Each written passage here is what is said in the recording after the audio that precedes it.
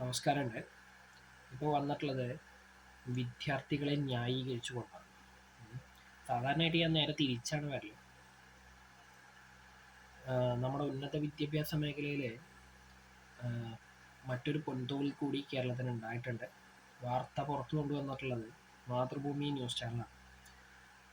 അതായത് കേരള സർവകലാശാലയിലെ MBA വിദ്യാർത്ഥികൾ 71ഓളം വിദ്യാർത്ഥികളുടെ ഉത്തരക്കടലാസ് കാണാണ്ടായിട്ടുള്ളത്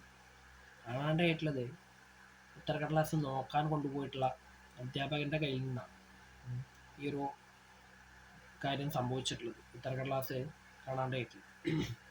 അപ്പം അതിൻ്റെ പേരിൽ ഇപ്പോൾ സർവകലാശാല പറഞ്ഞിട്ടുള്ളത് ഈ വിദ്യാർത്ഥികളെ വീണ്ടും പരീക്ഷ എഴുതണമെന്നാണ്. എന്താ ചെയ്യുക? തെറ്റ് ചെയ്തത് അധ്യാപകനാണെന്ന് പൂർണ്ണമായും തെളിഞ്ഞിട്ടും കുറ്റം ഇപ്പോൾ വിദ്യാർത്ഥികളുടെ മേലിൽ വരുന്ന രീതിയിലാണ് ഇപ്പോൾ സർവകലാശാലയുടെ നടപടി ഉണ്ടായിട്ടുള്ളത്. ഉത്തരക്കടലാസ് കൊണ്ടുപോയി കളഞ്ഞത് അധ്യാപകനും, എന്നിട്ട് അതിൻ്റെ പേരിൽ ഇപ്പോൾ വീണ്ടും പരീക്ഷ എഴുതേണ്ടത് വിദ്യാർത്ഥികളുമാണ്. കഷ്ടം കിട്ടും. കഷ്ടപ്പെട്ട് ബുദ്ധിമുട്ടി ഒരിക്കൽ വിദ്യാർത്ഥികൾ പഠിച്ചെഴുതിയ പരീക്ഷ വീണ്ടും അവരെ കൊണ്ട് എഴുതിക്കുക, അതും അവരുടേതല്ലാത്ത കാരണം കൊണ്ടാണ് എഴുതിക്കുന്നത് എന്നുള്ളത് കൊണ്ട് തന്നെ ഒരിക്കലും സർവകലാശാലേൻ്റെ ഈ ഒരു നടപടിയോട് ഒരിക്കലും യോജിക്കാൻ കഴിയില്ല. ഇത്തരത്തിലുള്ള നടപടികൾ സർവകലാശാല സ്വീകരിക്കുന്നതിന് മുന്നേ വിദ്യാർത്ഥികളുടെ ഭാഗം കൂടി ഒന്ന് ആലോചിക്കണമായിരുന്നു. തെറ്റ് ചെയ്തത് വിദ്യാർത്ഥികളാണെങ്കിലാണ് ഇത്തരത്തിലുള്ളൊരു നടപടിക്ക് ഞാനും കൂട്ടൊക്കെയുള്ളൂ. കാരണം ഞാനും ഇതുപോലത്തെ ഒരു അനുഭവമൊക്കെ 1-2 അനുഭവമൊക്കെ ഉണ്ടായിട്ടുള്ള ആളാണ്. മറ്റൊരു സർവകലാശാലയിൽ നിന്നൊക്കെ ആണെങ്കിൽ കൂടി അനുഭവം ഉണ്ടായിട്ടുണ്ട്. തെറ്റ് ചെയ്തിട്ടുള്ളത് ഈ കേസിൽ അധ്യാപകനാണ്. അദ്ദേഹത്തെ ശിക്ഷിക്കാതെ വിദ്യാർത്ഥികളെ ശിക്ഷിക്കുന്ന പ്രവണതയോട് ഒരിക്കലും യോജിക്കാൻ കഴിയില്ല. ഇപ്പോഴത്തെ കേരളത്തിൻ്റെ അവസ്ഥ വെച്ചിട്ട് മിക്കവാറും അദ്ദേഹത്തിന് ഒരിക്കലും ശിക്ഷ ഉണ്ടാവില്ല എന്ന് മാത്രമല്ല, മിക്കവാറും അദ്ദേഹത്തെ ഒരു വൈസ് ചാൻസലറൊക്കെ ആയിട്ട് ഭാവിയിൽ കാണാൻ കഴിയുന്നുള്ളത് അഭിമാനിക്കാവുന്ന ഒരു നേട്ടമായിട്ടാണ് ഞാൻ കാണുന്നത്.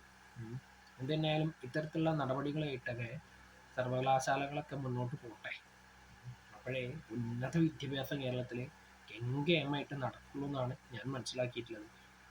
മറ്റൊരു കാര്യം കൂടി ഈ അവസരത്തിൽ പറയുകയാണ്, ഇത്തരത്തിലുള്ള പ്രവണതകളൊക്കെ കൊണ്ട് തന്നെയാണ് ഉന്നത വിദ്യാഭ്യാസത്തിന് വേണ്ടിയിട്ട് കേരളം വിട്ടിട്ട് വിദ്യാർത്ഥികൾ പോകുന്നത് എന്നുള്ളത് എല്ലാവരും ഒന്ന് മനസ്സിലാക്കിയാൽ കൊള്ളാം. അതുപോലെ തന്നെ ഇതുമായി ബന്ധപ്പെട്ട ഒരു കാര്യം പോലും നമ്മളെ ഉന്നത വിദ്യാഭ്യാസ വകുപ്പ് മന്ത്രീൻ്റെ അടുത്ത് ചോദിക്കാൻ ഒരാളും പോകരുത് എന്നുകൂടി ഈ അവസരത്തിൽ പറയാൻ ആഗ്രഹിക്കുകയാണ്. കാരണം അതിനുള്ള അവരുടെ വിശദീകരണം കേൾക്കാൻ ത്രാണിയില്ലാത്തതുകൊണ്ടാണ് പറയുന്നത്. എന്താണ് കാരണം എന്നൊക്കെ നിങ്ങൾക്കൊക്കെ തന്നെ അറിയാം. മുൻകാല അനുഭവം ഉള്ളത് കൊണ്ട് തന്നെയാണ് ഇപ്പോൾ അത് പറഞ്ഞിട്ടുള്ളത്. അവരുടെ മുൻകാല മറുപടികളൊക്കെ കേട്ടിട്ടുള്ളതിൻ്റെ അടിസ്ഥാനത്തിലാണ് ഇപ്പോൾ അത് പറഞ്ഞിട്ടുള്ളത്. എന്തായാലും ഉചിതമായിട്ടുള്ളൊരു നടപടി ഈ ഒരു കേസിൽ ഉണ്ടാവുമെന്ന് കരുതുന്നു. വിദ്യാർത്ഥികൾക്ക് ഒപ്പമാണ് ഈ കേസിൽ ഞാൻ എന്ന് മാത്രം ഈ അവസരത്തിൽ പറഞ്ഞുകൊണ്ട് തൽക്കാലം അവസാനിപ്പിക്കും.